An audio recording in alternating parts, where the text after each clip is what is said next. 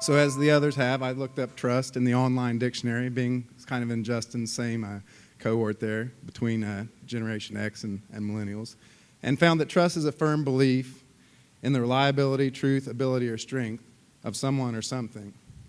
In my own layman terms, when I think about trust, and I try to explain to someone, I will explain to them, trust is the foundation of all relationships.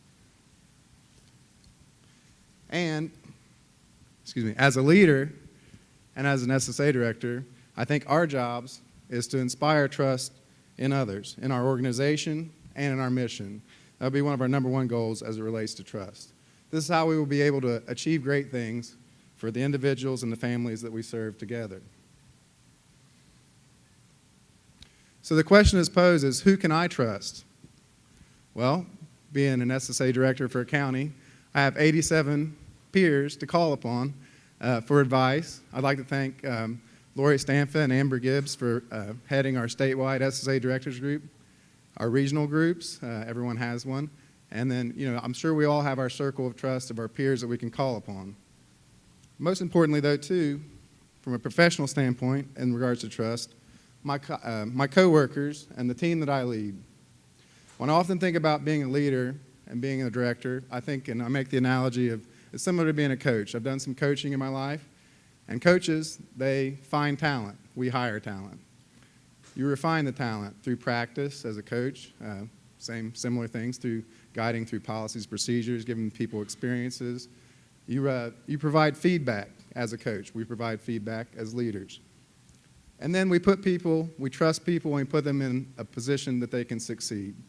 And I think that's one of the most important things that we can do, is trust our people to succeed and take the reins and run with it and have success. So one of the other things I'd like to say about trust is a very simple concept. I'd like to recognize at this time, it's another thing we do as leaders and as coaches is recognize success, but I need to recognize people that I trust and have leaned upon in Pete Moore and Willie Jones and the Good Life Initiative. One of the things that I always think when I leave those trainings, I was just recently at one, we have someone from our organization participating in Train the Trainer, and I always think to myself, what a simple concept. Something we all take for granted sometimes. I always feel like I'm a green hat, but it's always nice to be reminded to be intentional about it, to make it a part of your daily thinking, your daily life. So, same thing with trust. It's a very simple concept, but it's something we shouldn't take for granted, and we should be intentional about it. With our families, with our communities, one of the things that I also use, kind of somewhat cliche, but trust is similar to this piece of paper.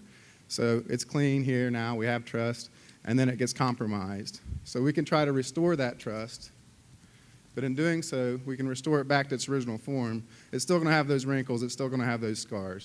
So it's very important to try to, build that rapport, build that time. So when I think about who trusts me, turning that around, same as I hope, one, that my colleagues and my coworkers and the team that I lead, I hope that they trust me. I hope that they do.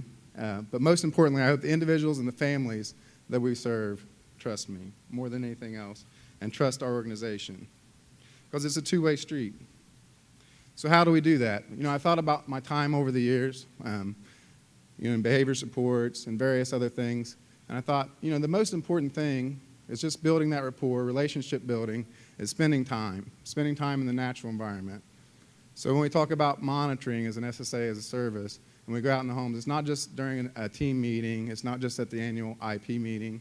It would be going to a Special Olympics game, going to the Thanksgiving dinner at the workshop, going to see them in their new job.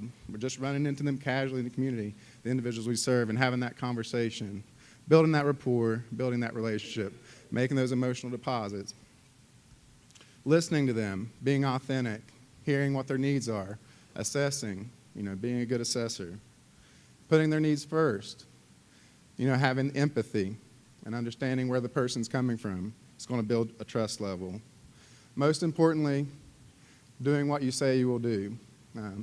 Actions speak louder than words. There's a reason why cliches are cliches. It's because they've stood the test of time. And we may have to go back sometimes and say because of resources or because of policy or whatnot that we may have to make a change or alter our path as far as what we said we would do. But if we built that time, building rapport, we made those emotional deposits, we probably are not going to violate our trust as long as we can explain our position and what's happened. And then lastly, it's always the right time to do the right thing. So thank you for your time today. Adam will call you up for the next PowerTalks presenter.